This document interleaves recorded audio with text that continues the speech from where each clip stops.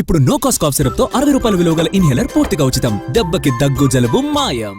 Social మీడియాలో అసత్య ప్రచారాలు, వ్యక్తిత్వ హననం జరుగుతున్నాయని అసెంబ్లీలో హోంమంత్రి అనిత అన్నారు. ప్రత్యేక చట్టాన్ని తీసుకురావాలనే ఉద్దేశంతోనే సీఎం చంద్రబాబు 6 మంత్రులతో జేఓఎం ఏర్పాటు చేశారని తెలిపారు.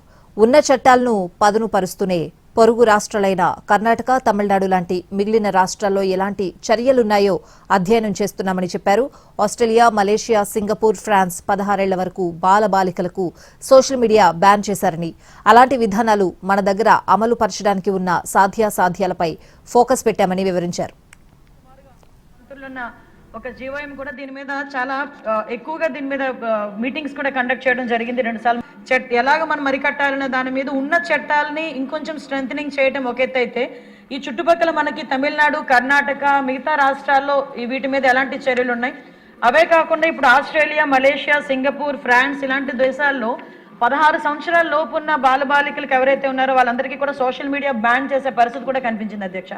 అక్కడ వాళ్ళు ఎలా చేశారో అదే సిస్టమ్ని కనుక మనం ఇక్కడ చేయగలిగితే మనం ఎంతవరకు చేయగలం, మన లా ఎంతవరకు మనకి సమర్థిస్తుంది అనే విషయాన్ని మీద కూడా ప్రత్యేకంగా దీని మీద దృష్టి పెట్టడం జరిగింది అధ్యక్ష.